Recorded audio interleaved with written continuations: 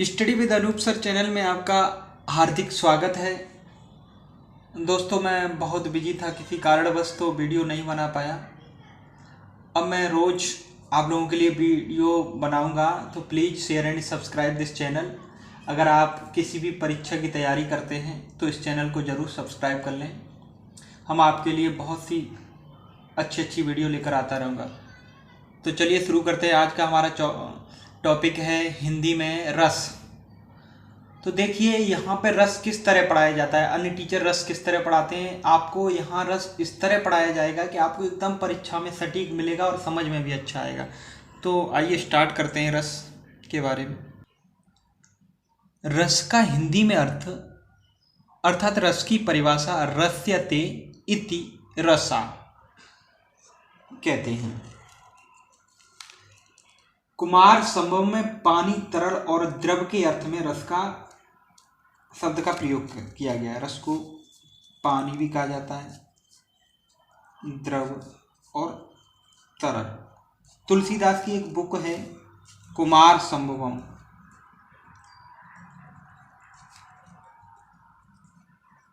उसमें इसके लेखक हैं तुलसीदास। इसमें रस को कहा गया है पानी, द्रव और तरल। और मनुस्मृति में रस को कहा गया है मदिरा। मनुस्मृति में कहा गया है मदिरा, अकॉर्डिंग टू मनुस्मृति।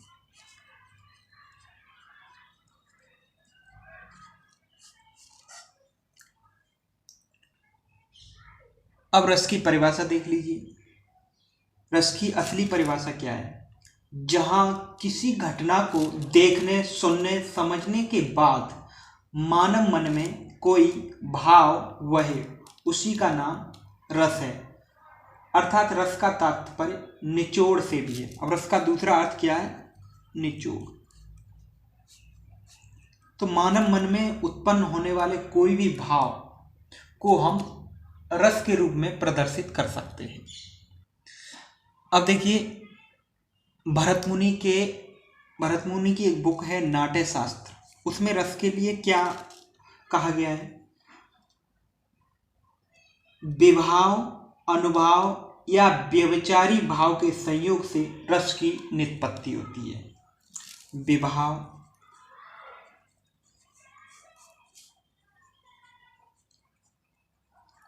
अनुभाव या व्यभिचारी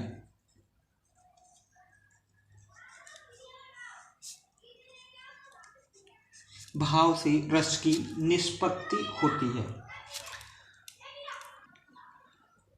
अब एक किताब साहित्य दर्पण आती है आचार्य विश्वनाथ जी की, उसमें रस को क्या कहा गया है? उसमें रस को कहा गया है साहित्य की आत्मा। रस क्या है? साहित्य की आत्मा है।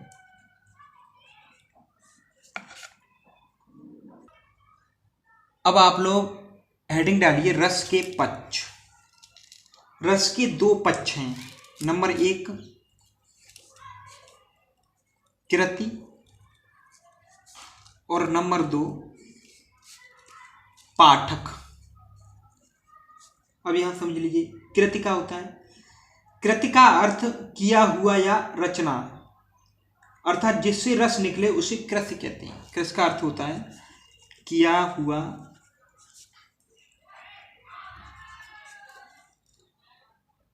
या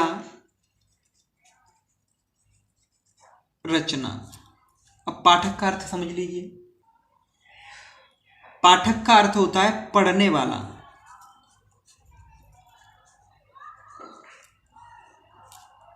यह रसग्राही, अर्थात हम कह सकते हैं जो रस को ग्रहण करे वही पाठक है। अब रस के अंग, रस के 4 अंग हैं। नंबर 1 विभाव,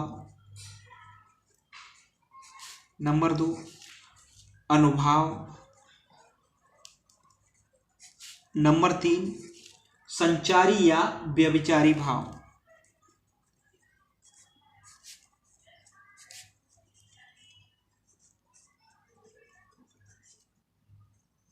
और नंबर 4 है हमारा स्थायी भाव।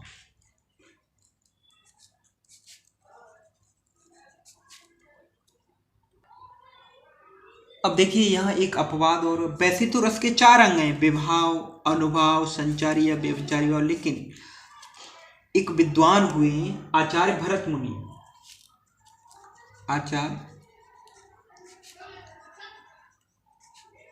भरत मुनि, उन्होंने रस के अंग 3 ही माने। अब 3 माने हैं तो किस अंग को रस का स्थायी अंग नहीं माना है?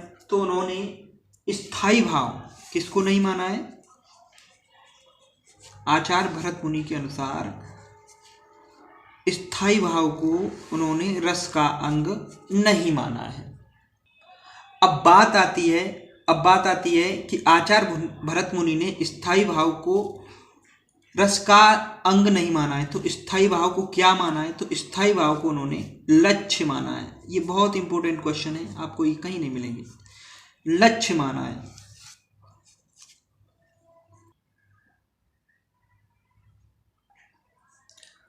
अब इन चारों को समझ लीजिए, विभाव, अनुभाव, संचारी या स्थायी भाव, इनको समझ लीजिए। तो सबसे पहले हम बात करेंगे विभाव की।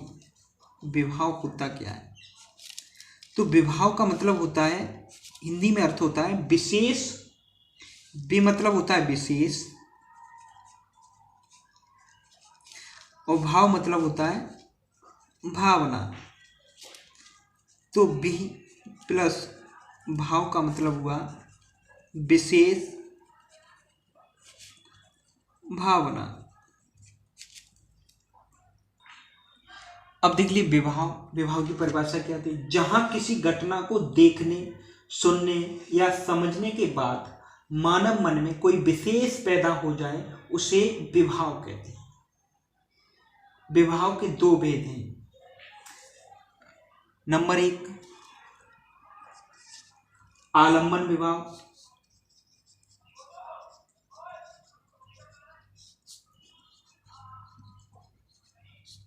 और नंबर दूसरा होता है उद्दीपन विभाव।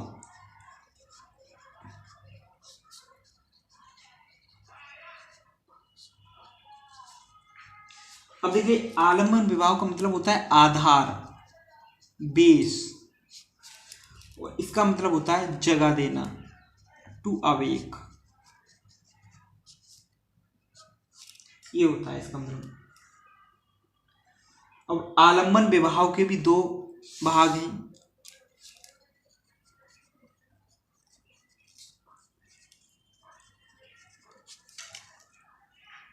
नंबर 1 विषय, और नंबर 2 सहारा अर्थात आश्रय। तो विषय के अंतर्गत विषय को हम केंद्र भी कह सकते हैं। आश्रय मतलब होता है सहारा।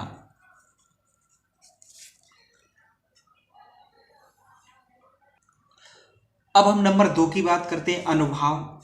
नंबर 2 अनुभाव शब्द अनु और भाव 2 शब्दों से मिलकर बना है। अनु का अर्थ होता है पीछे और भाव का अर्थ होता है भावना। देख लीजिए अनु और भाव 2 शब्दों से मिलकर बना है। अनु प्लस भाव। अनु का मतलब होता है पीछे, और भाव का मतलब होता है भावना। अर्थात हम कह सकते हैं अनुभाव शब्द का अर्थ हुआ पीछे की भावना। जो भाव नायक नायिका के विवाह के बाद पैदा उसे अनुभाव कहते हैं। अब अनुभाव के कुल 4 भेद हैं, इसके भी 4 भेद हैं, 1 2 3 4। नंबर 1 कायिक अनुभाव,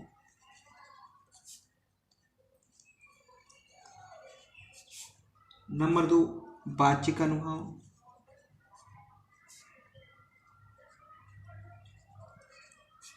नंबर 3 सात्विक या मानसिक अनुभाव।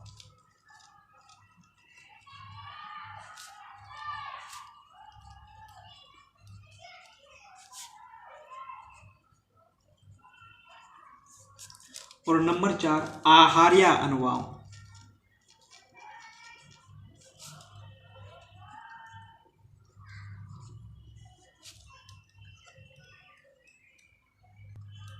अब यहाँ पे भरत मुनि जी फिर आ गए।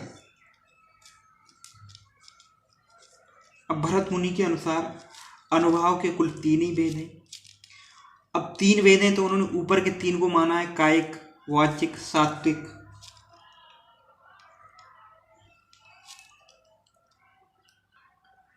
अब आचार्य भरत मुनि ने आहार्य अनुभाव को रस का अनुभाव नहीं माना। उन्होंने किसको नहीं माना है? आहार्य अनुभाव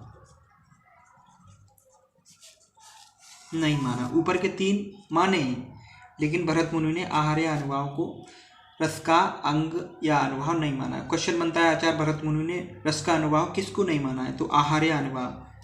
और अंग किसको नहीं माना था? तो उन्होंने स्थायी भाव को नहीं माना था। स्थायी भाव की जगह क्या माना था? लक्ष्य माना था। अब देखिए संचारी या तीसरा आता है संचारी या व्यभिचारी भाव।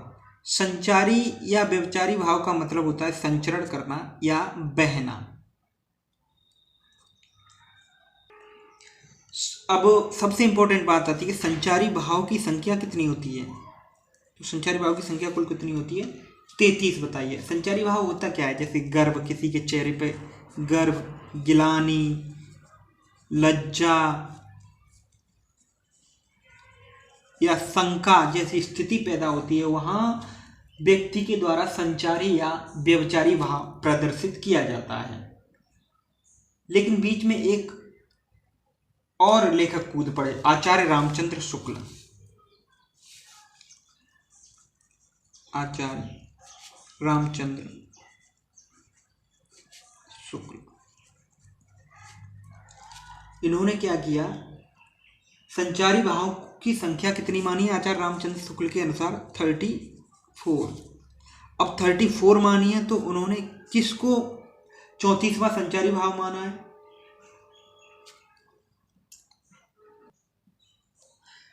तो आचार्य रामचंद्र शुक्ल ने संचारी भाव जो 34वां माना है, उन्होंने चकपकाहट को 34वां संचारी भाव माना है। लेकिन एक लेखक और कूद पड़े, आचार्य देव एवं भोज। उन्होंने संचारी भावों की संख्या 34 तो मानी है, 34 तो मानी है, लेकिन उन्होंने चकपकाहट के स्थान पर 34वां संचारी भाव छल को माना है। किसको माना है? छल को। अब सबसे अंत चौथावां जो आता है स्थायी भाव। स्थायी मतलब होता है जो सदा सदा के लिए स्थायी रहे। ऐसा भाव जो मानव के मन में सदा के लिए बैठ जाए या मानव के मन में सदैव के लिए स्थायी रहे, उसे स्थायी भाव कहते हैं। इसकी संख्या काव्य शास्त्रियों ने 9 बताई है। स्थायी भाव की संख्या काव्य शास्त्रियों ने 9 बताई है। लेकिन अब फिर से बीच में आचार्य भरत मुनि कूद पड़े। आचार्य भरत मुनि ने स्थायी भाव की संख्या 8 बताई है। अब 8 बताई है तो किस रस को उन्होंने या किस स्थायी भाव को उन्होंने रस नहीं माना है? तो उन्होंने 8 बताई तो शांत रस को रस नहीं माना। चलो अभी मैं बता रहा हूं आप लोगों को। अब यहां से आप लोग डाल लीजिए रस। तो रस के कुल 9 भेद होते हैं। कितने भेद होते हैं? टोटल 9 भेद होते हैं। तो इधर डाल लीजिए रस का नाम और स्थायी भाव।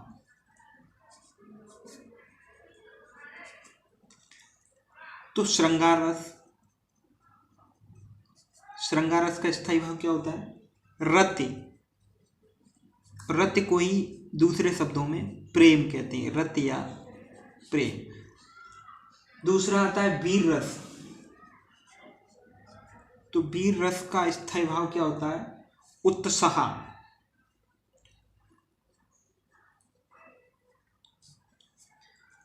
अब करोड़ रस आता है तीसरे नंबर पर। करोड़ रस का स्थायी भाव होता है शोक। चौथा आता है हास्य रस,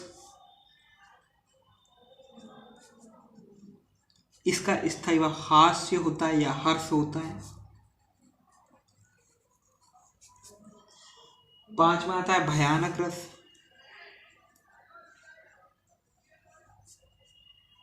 इसका स्थायी भाव भय होता है।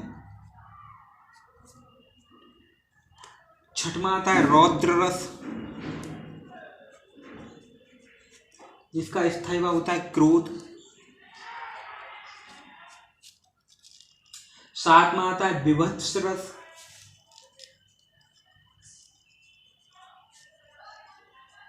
जिसका स्थायी भाव होता है जुगुप्सा या घिनौनापन।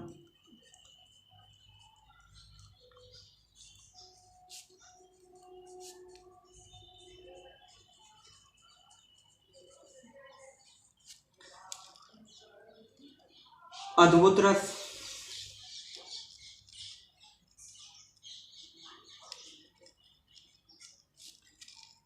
इसका स्थायी होता है विस्मय या आश्चर्य।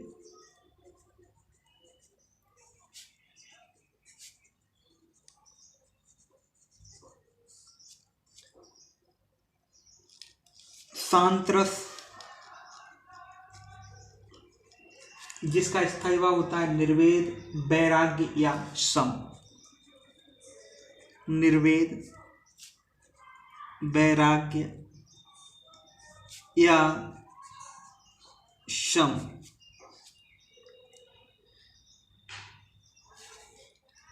लास्ट आता है वात्सल्य रस,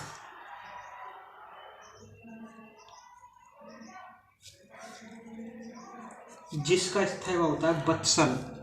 वत्सल मतलब होता है संतान प्रेम, माता पिता अपनी संतान को जो प्रेम होता है वो उसे वत्सल प्रेम कहते हैं। अब यहाँ पे अब देखिए, स्थायी भाव की संख्या कुल 9 होती है, लेकिन आचार्य भरत मुनि ने 8 ही माने, लेकिन उन्होंने किसको नहीं माना है? शांत रस को स्थायी भाव नहीं माना है। तो ये चीज याद कर लीजिए आप। अब हम सबसे पहले स्थायी भाव की बात करेंगे, श्रृंगार रस। अब यहाँ से वीडियो पूरा देखना आप लोग, इसमें कुछ छूटा नहीं है, पूरा मिलेगा आपको। आप किसी भी परीक्षा की तैयारी करते हैं तो यहाँ से रस से अगर कोई भी प्रश्न बनता है तो आप पूरा करेंगे, कोई भी प्रश्न नहीं छूटेगा। वीडियो को पूरा जरूर देखें और चैनल को सब्सक्राइब जरूर करें। तो श्रृंगार रस देख लीजिए। श्रृंगार रस का मतलब होता है श्रृंगार, श्रृंग और आर 2 शब्दों से मिलकर बना है, जिसका अर्थ होता है कामोद्दीपक। प्रश्न बनता है श्रृंगार रस का अर्थ क्या होता है? श्रृंगार रस का अर्थ होता है कामोद्दीपक। अब श्रृंगार रस के 2 भेद हैं। नंबर 1 संयोग या संभोग श्रृंगार, नंबर 2 वियोग या विप्रलंब श्रृंगार। संयोग,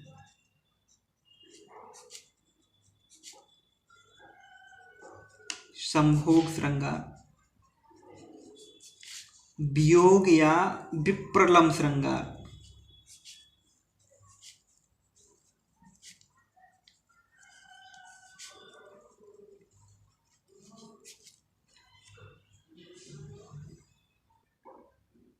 अब नंबर 1 की बात करेंगे, संयोग या संभोग श्रृंगार। तो देख लीजिए, जहां पर नायक एवं नायिका का मिलन, मनोहार, हंसी, मजाक, छीना झपटी आदि सब कुछ हो जाए, यहाँ संयोग या संभोग श्रृंगार होता है। यानी हंसी मजाक अर्थात सभी तरह की बातचीत होना शुरू हो जाए, वहाँ पर संयोग या संभोग श्रृंगार होता है।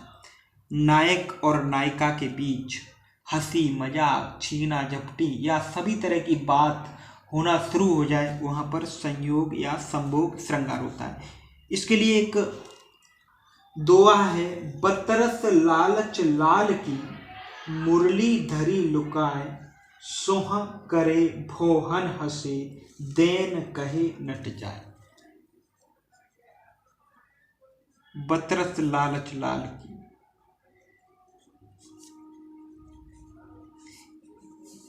यहां से देन कहे नट जाए, ये आप लोग किताब से देख लेना पूरा दोहा।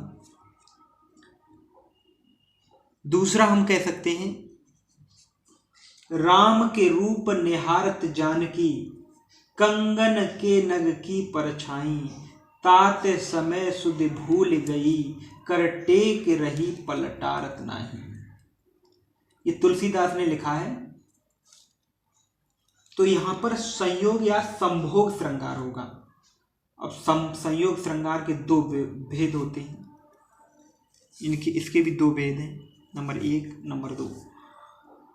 नायक रब्द और नंबर 2 नायिका रब्द। अब नंबर दूसरे की बात करते हैं, वियोग या विप्रलंब श्रृंगार।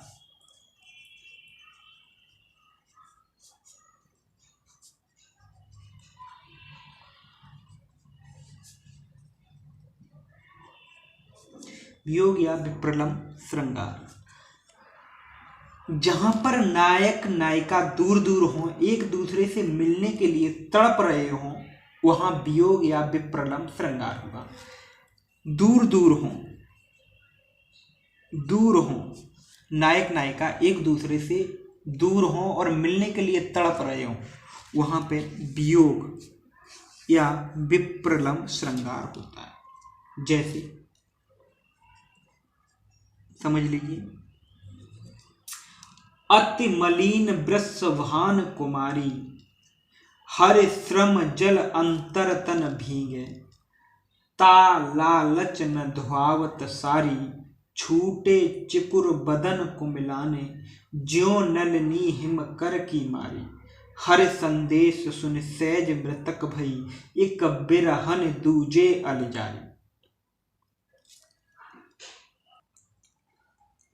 अब आप श्रृंगार रस देख लीजिए। श्रृंगार रस के बारे में यहां से इंपॉर्टेंट प्रश्न बनेंगे। श्रृंगार रस को रसों का राजा माना जाता है। रसों का राजा किसको कहा जाता है? श्रृंगार रस को। और उसमें से भी वियोग या विप्रलंब श्रृंगार को रसों का राजा कहा जाता है।